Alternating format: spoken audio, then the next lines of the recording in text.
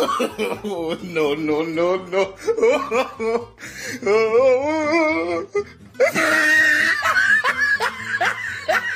Paano nga kami makakaupa kasi yung tinitira ko kasi mga ganun lang, mga 3,000 ang kaya ko. Anong gagawin natin?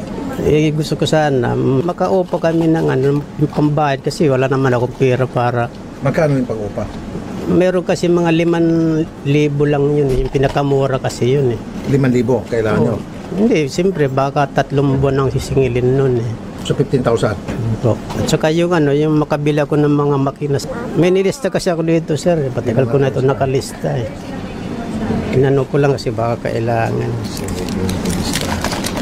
Yan ang mga gamit kasi 66,000? Opo. Kasi makina po yan.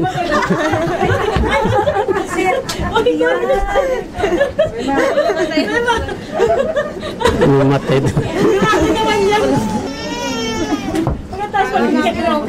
Akala po 600. 66,000. Plus yung 15,000 pa, 81,000. At saka lalagyan ko rin siya ng parang sari-sari store. Magkano po yung sari-sari store? Yung mga 5,000 siguro. Akala ko kasi sir, meron ka ng kinikita at bibigyan ko sa negosyo. Kaya nga hindi ko nga mapabalik siya dahil hindi ko siya matulungan sa niya inihiling. So gusto mo, para bumalik na siya sa'yo, kailangan mabili natin to lahat. Para makapagbigay ko sa kanya, yung gusto niya. Sir, wag na lang muna siyang bumalik siguro. Pwede naman. Wag na lang muna. Kaya lang, naaabala ko doon sila rin sa bahay ko pumupunta. Hayaan mo na lang muna siya siguro. Siyempre, gusto ko rin mag-asawa ng iba na lang kung ayaw niya. Kaya nga, ganun na lang siguro. Mag-asawa ka na lang iba siguro. Kung ganun, mag-asawa na muna siya iba, balik ka muna kay Sunny. Hindi, sa totoo lang, seryoso na.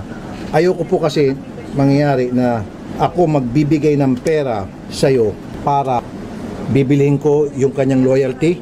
Opo. No can do.